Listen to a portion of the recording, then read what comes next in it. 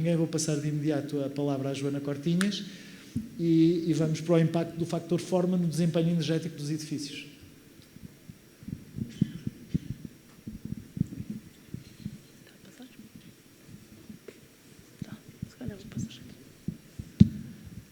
Pronto, boa tarde novamente a todos.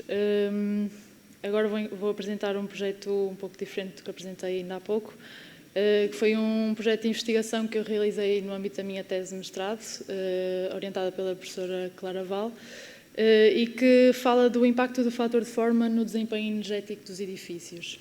Ao longo destes 2 dias nós temos estado a falar muito sobre os princípios da Passive House, as soluções Passive House, mas também penso que na sessão da manhã falámos de uma coisa muito importante, foi que a Passive House assenta primeiro de tudo no solar passivo, nas estratégias solar passivas. E o que é que nós, enquanto arquitetos e enquanto projetistas, podemos dar ao projeto, às decisões iniciais de projeto, para que, no fundo, haja uma otimização do desempenho já a partir da fase inicial de desenho. E para isto, começámos por fazer, então, um olhar àquilo que era feito no passado, onde percebemos que as estratégias utilizadas baseavam-se em estratégias solares passivas, em que a forma, a própria geometria da forma, acabava por dar resposta a uma série de condições de lugar, condições do clima, pronto, por não haver ainda acesso a sistemas tecnológicos como temos hoje em dia, e também muito por uso dos sistemas passivos.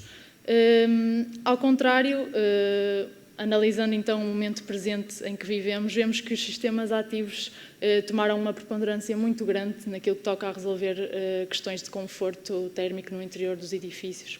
Ou seja, estes são sistemas que precisam de energia constante para funcionarem e para trazerem condições de conforto ao interior dos edifícios. E com isto, chegámos a um momento em que é necessário avaliar o presente, de maneira a podermos propor um futuro mais equilibrado, ou seja, voltarmos a introduzir no projeto todas estas questões base do que é a arquitetura solar passiva e depois sim, quando e se necessário, darmos um cheirinho das tecnologias que já nos estão disponíveis para obtermos o desempenho necessário. Posto isto, apresentar então o objeto de estudo desta dissertação, que foi o fator de forma. E o que é este fator de forma? O fator de forma é uma medida da compacidade de uma geometria, ou seja, é tradicionalmente entendido como o rácio entre a área da envolvente de uma geometria, que simboliza o potencial de trocas de calor que existem com o exterior, e o volume dessa própria geometria, que simboliza o potencial da energia armazenada. Eu costumo dar um exemplo que me parece muito simples de entender quando estou a explicar isto, que é, se pensarmos no nosso próprio corpo, quando nós temos frio ou quando temos aquela sensação mais desconfortável, nós temos tendência a enrolar-nos sobre nós próprios. E o que é que estamos a fazer, no fundo? Para o mesmo volume, estamos a diminuir a nossa superfície de contacto com o exterior e rapidamente temos aquela sensação mais confortável e mais quente. Este esquema que apresento aqui mostra-nos então como variações de geometria causam então um aumento do fator de forma, ou seja, criam edifícios menos compactos, mas também há aqui um fator muito preponderante que o Francisco Moita explica muito bem no seu livro da energia solar passiva, que é entendido pelo princípio da similitude, que nos diz que o tamanho também é um parâmetro que influencia muito esta questão da compacidade dos edifícios, ou seja, para uma forma que tenha um aumento constante, o volume interior vai aumentar exponencialmente em relação à sua área de superfície, ou seja, isto era uma questão que o João Marcinho falou de manhã, que para edifícios de tamanho já considerável, variações da envolvente não têm um impacto tão direto no seu desempenho como para edifícios de menor dimensão. Isto foi então o mote que deu início a esta investigação que eu fiz, foi como é que podemos mensurar este impacto do fator de forma e como é que podemos adaptar, tendo em conta o clima português, o fator de forma como uma estratégia bioclimática que nos permita conter as perdas que se dá pela envolvente de um edifício. E a partir daqui, utilizando a ferramenta do SketchUp, foram modeladas inicialmente uma série de tipologias que, com recurso ao plugin do Design Page, um plugin desenvolvido pelo Passive House Institute, foi possível caracterizar todos os parâmetros da envolvente, todas as superfícies térmicas, os envidraçados, as zonas climáticas, pronto, aqui os coeficientes de transmissão térmica. E depois disto, exportar todos os resultados para a ferramenta do PHPP, onde foram então tabeladas todos estes parâmetros e resultados obtidos. Esta primeira fase foi feita uma análise a várias tipologias, como podemos ver aqui nesta tabela, todas elas com uma área útil de 100 metros quadrados e com o mesmo volume, com um volume de 300 metros cúbicos. O que variava então seria a área que cada geometria tem disponível para efetuar então trocas de calor com o exterior. Demos então uma série de fatores de forma diferenciados que resultaram neste gráfico que temos aqui. Este estudo foi feito para as tipologias tabeladas em 4 climas diferentes. O que é que verificamos aqui? Verificamos a tendência crescente e a linearidade que existe com o aumento do fator de forma e as perdas térmicas que se dão pela envolvente destas geometrias.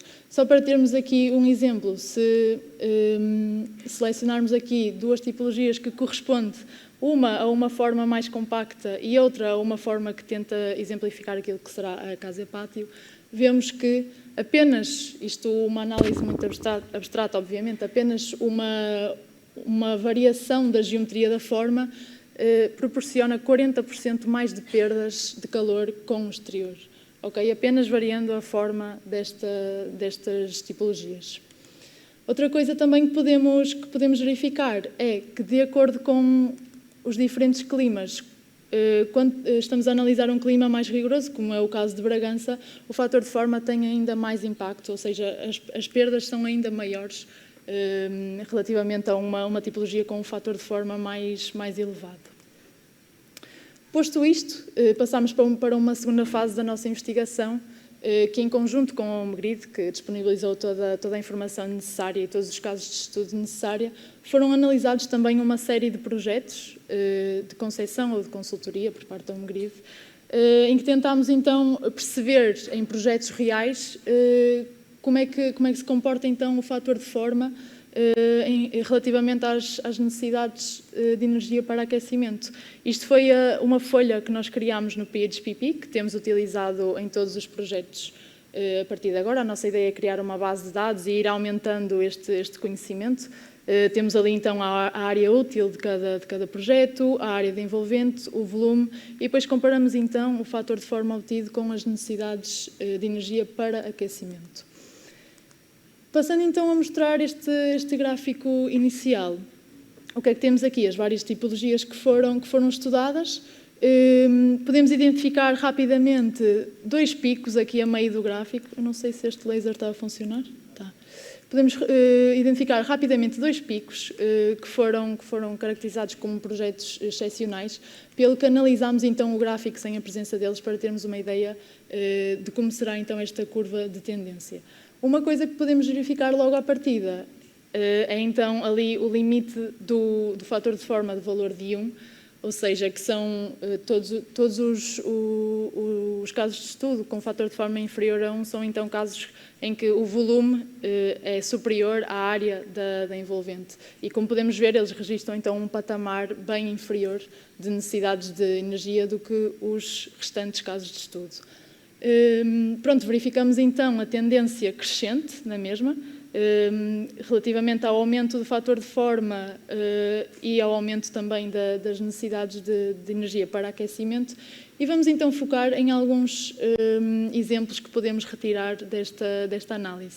Vamos começar aqui pelo projeto em Óbidos, que é então o projeto com o menor fator de forma e que também acaba por ser com menor necessidades de energia, e depois também aqui o projeto em Torres Vedras. E o que é que temos aqui? Temos que o projeto em Óbidos e o projeto em Torres Vedras, apesar de serem os dois Os projetos que têm área útil, a maior área útil desta amostragem, podemos ver como o projeto em Óbidos, por ser mais compacto, desenvolve-se em 2 pisos do que o projeto em Torres Vedras, que tem aqui muitas reentrâncias e saliências, desenvolve-se apenas num piso térreo, acaba por aumentar a sua área de envolvente consideravelmente relativamente ao seu volume interior. Enquanto que o projeto de Óbidos acaba por compactar esta área de envolvente, proporcionando então menos trocas com o exterior. E daqui podemos ver que, apesar de serem 2 projetos com área útil muito semelhante, o desempenho de um e o desempenho do outro. Passando a seguir, então, mantendo aqui o projeto em Torres Vedras, temos o exemplo do projeto em Aveiro. Este é o projeto mais pequeno que temos nesta amostragem, o que nos leva ao que eu estava a dizer há pouco, ao fator do tamanho, que é um fator também muito preponderante nesta análise. Este, como é um projeto tão pequeno, não consegue conter muito volume no seu interior, pelo que o seu fator de forma acaba por ser, juntamente com o projeto em Torres Vedras, dos fatores de forma mais elevados que temos aqui nesta análise.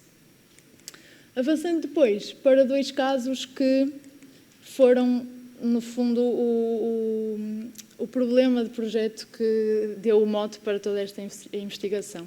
Estamos a falar do projeto em Gaia e do projeto em Coimbra.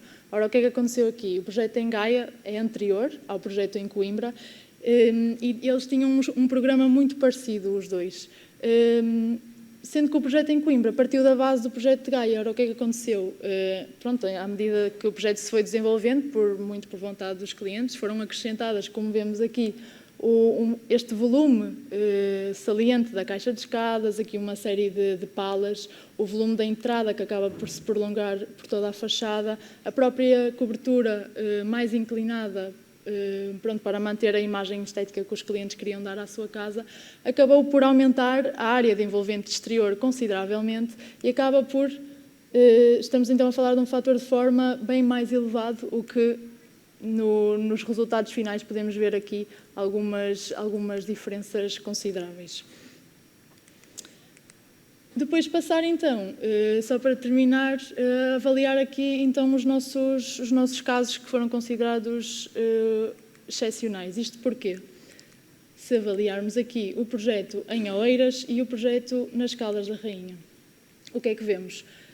Vemos 2 projetos em que apesar já com aqui alguns recortes na sua envolvente, acaba por disponibilizar mais área de envolvente com o exterior, enquanto que o projeto nas Caldas da Rainha é um pouco mais compacto, é verdade, mas neste caso o fator preponderante foi outra das estratégias de solares passivas utilizadas foi a orientação dos vãos.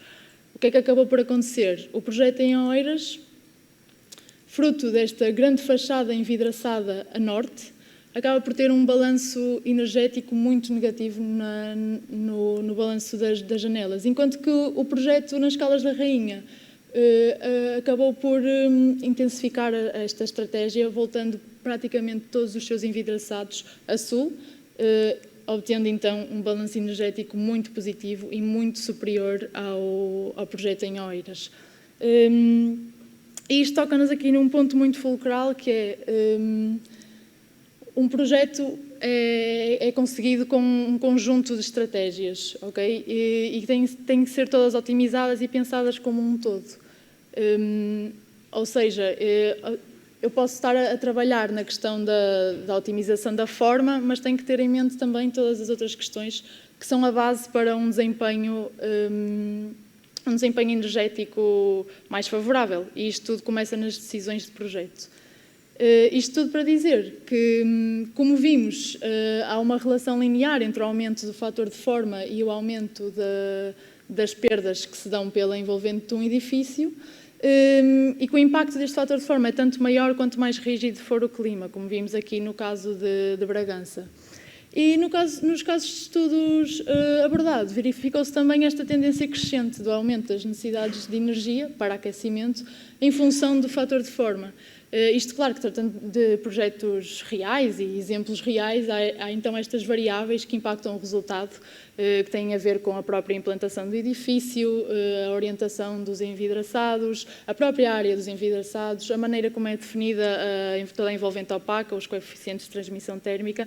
Isto são tudo variáveis que temos de ter em conta num projeto de arquitetura,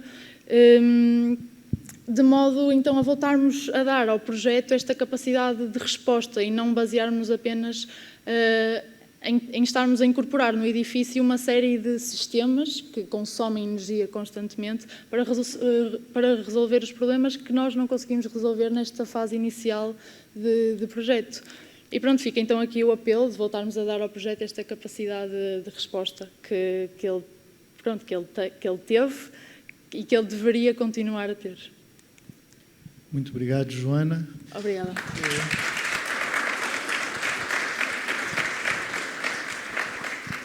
Creio que é uma excelente comunicação para nos fazer lembrar que não chega o desempenho, a tecnologia e as escolhas e opções materiais. De facto, a forma é o suporte base e é, no mínimo responsável por 35% a 40% do sucesso de uma construção com bom desempenho termodinâmico.